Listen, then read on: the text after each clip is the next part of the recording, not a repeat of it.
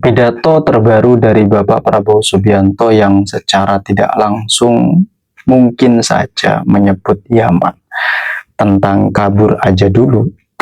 Sepertinya Bapak Anies Baswedan ikut terseret ataupun kena nih dari sindiran itu.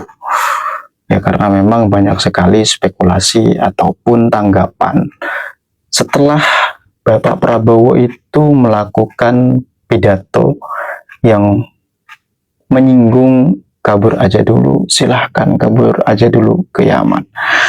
Nah mungkin saja apa yang dilakukan oleh Bapak Prabowo ini ya spontanitas saja, bukan bermaksud untuk menyindir ataupun menyenggol orang yang ada kaitan dengan Yaman.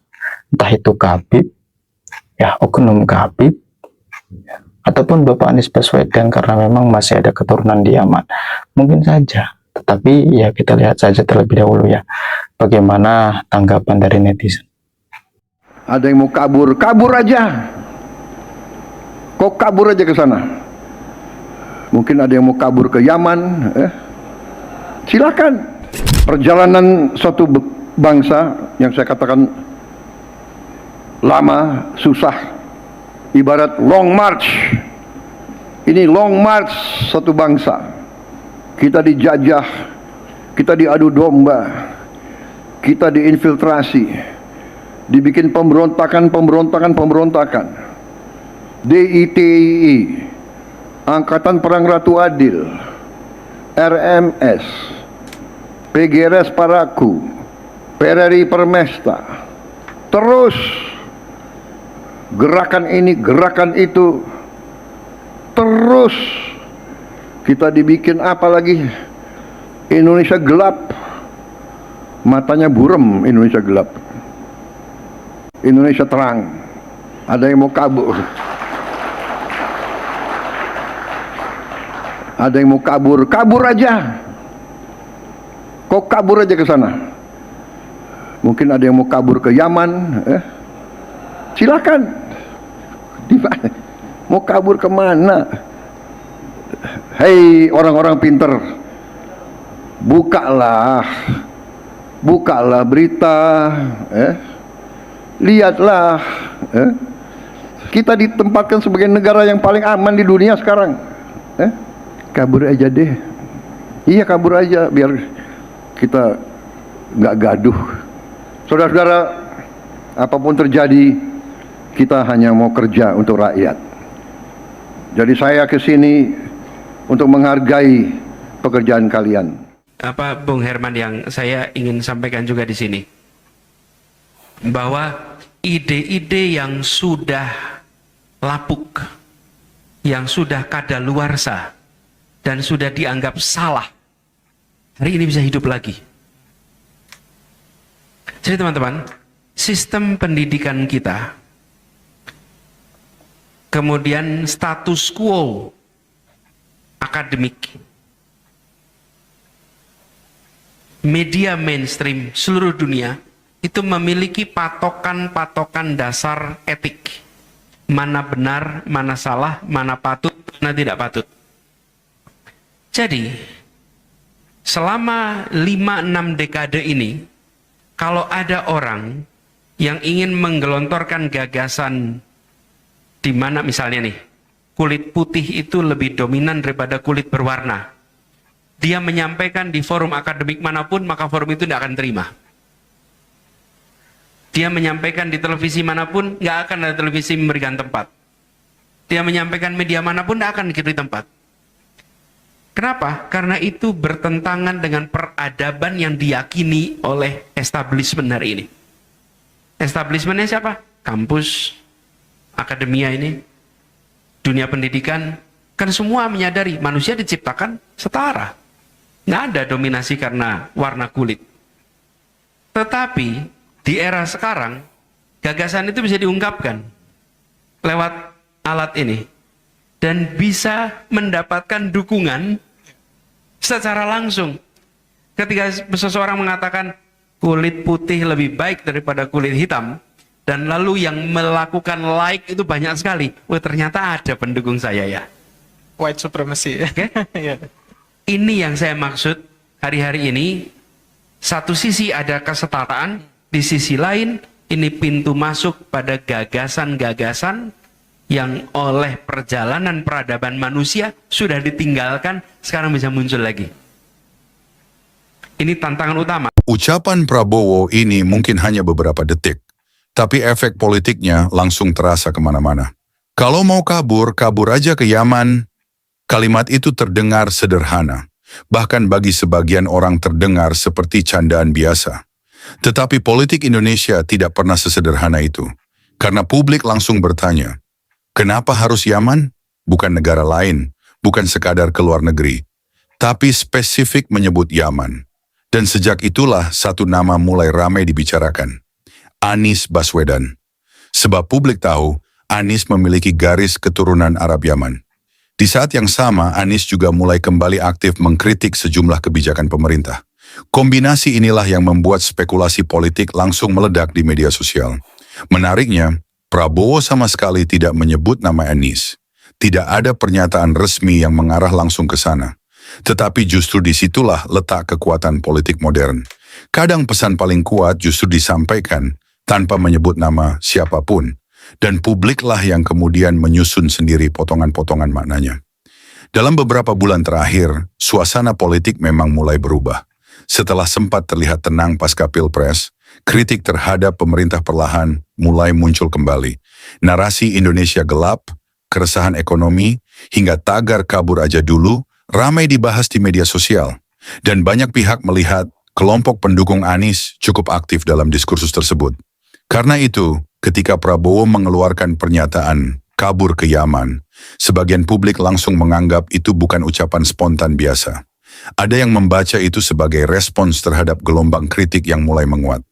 Ada juga yang melihatnya sebagai sinyal bahwa persaingan politik lama belum benar-benar selesai. Tetapi ada sisi yang lebih menarik untuk dianalisis. Dalam politik tingkat tinggi, pemilihan kata hampir tidak pernah benar-benar acak.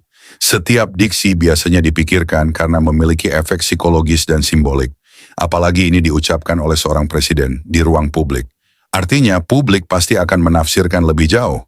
Dan ketika kata Yaman dipilih, asosiasi politik langsung bergerak liar karena terlalu spesifik untuk dianggap kebetulan biasa. Terlebih Anies selama ini dikenal memiliki simbol identitas yang kuat di mata publik. Maka tidak heran jika sebagian orang mulai bertanya, apakah ini sebenarnya sindiran halus yang sengaja dilempar tanpa menyebut nama? Namun di sisi lain, ada juga pandangan berbeda. Bisa jadi Prabowo memang hanya sedang merespons tren pesimisme sosial yang berkembang di media sosial. Artinya, targetnya bukan Anies secara personal, melainkan fenomena kabur aja dulu yang dianggap mencerminkan rasa putus asa terhadap kondisi Indonesia. Tetapi masalahnya, politik bukan hanya soal niat pembicara. Politik juga soal bagaimana publik menerima dan menafsirkan pesan itu. Dan ketika jutaan orang mulai menghubungkan ucapan tersebut dengan Anies, maka kontroversi itu otomatis hidup sendiri di ruang publik. Yang membuat situasi semakin sensitif adalah karena isu ini mulai menyentuh simbol identitas. Ketika publik mulai mengaitkan ucapan politik dengan latar belakang keturunan seseorang, maka perdebatan menjadi lebih emosional. Indonesia punya pengalaman panjang soal politik identitas. Karena itu, satu kalimat pendek bisa berubah menjadi polemik nasional. Sampai hari ini, belum ada bukti bahwa ucapan itu memang ditujukan langsung kepada Anies Baswedan. Tetapi belum adanya klarifikasi yang benar-benar tegas juga membuat spekulasi terus berkembang. Dan mungkin disitulah strategi politik bekerja. Membiarkan publik menafsirkan sendiri arah pesannya. Karena dalam era politik digital hari ini, satu kalimat singkat bisa menciptakan efek yang jauh lebih besar dibanding pidato panjang berjam-jam. Dan terkadang, yang paling menentukan bukan apa yang diucapkan, melainkan siapa yang merasa sedang disindir. Lalu menurut Anda, apakah ucapan kabur ke Yaman memang hanya candaan spontan terkait tren media sosial? Atau sebenarnya ada pesan politik yang sengaja diarahkan kepada kelompok tertentu, termasuk Anies Baswedan? Tulis pendapat Anda di kolom komentar. Jangan lupa like, share, dan subscribe agar tidak ketinggalan analisis politik terbaru. Silahkan kalau mau kabur. Kalau mau kabur, silahkan. Mungkin mau kabur ke Yaman. Nah, itulah kata-kata yang pernah saya dengar dari Bapak Prabowo ya. Ya, saya memaklumi seorang presiden ya. Sudah berbicara seperti itu mungkin jengkelnya luar biasa. Karena kita ketahui semua ya, banyak imigran-imigran di Indonesia yang datang. Itu banyak orang-orang asing, orang Eropa, orang China, orang Tionghoa, dan ini juga orang dari Arab Yaman. Ini dia kan membawa karakter masing-masing. Kalau orang-orang dari Eropa biasanya berinvestasi di bidang bisnis. Orang-orang Tionghoa itu berbisnis, berdagang. Nah, orang-orang yang dari Yaman ini membawa skill memecah belah bangsa. Mau kabur lah, mau apalah. Sampai pernah HM Hendro Priyono itu bilang bahwa tolonglah warga-warga Ernest ini, Ernest yang tadi disebut Pak Prabowo itu, jangan membuat gaduh. Pernah itu mantan kepala BIN itu. Nah, ini diulangi oleh Pak Prabowo sekarang. Mungkin sudah kadung jengkelnya. Kalau mau kabur, kabur aja ke Yaman. Itu sudah menjadi rahasia umum. Imigran yang satu ini membuat situasi negara kacau, mengadu domba, buat-buat suatu cerita-cerita bohong, yang ada lagi yang emas turun dari langit. Dan yang paling kacau adalah yang selalu ingin memecah belah bangsa. Jadi Pak Prabowo, saya kira wajar itu kalau sampai bilang bahwa kalau mau kabur, kabur aja ke Yaman. Jadi kalau ada yang berpendapat berbeda dengan Bapak Prabowo, silahkan komentar di kolom komentar saya ini. Bravo Pak Prabowo. Kemarin Bapak Prabowo pidato di Cilacap. Dan salah satu ya isi pidatonya itu seperti ini.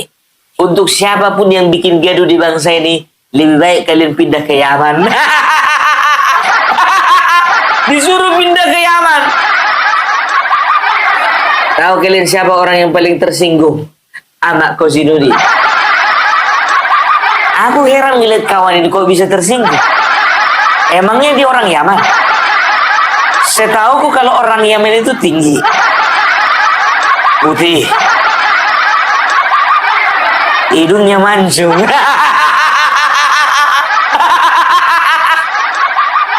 Aku hampir tidak menemukan ciri-ciri itu di dirinya Ahmad Kozinudi. Maaf, bukan main fisik gitu loh. Kalau kau bukan keturunan Yaman, kenapa tersungging?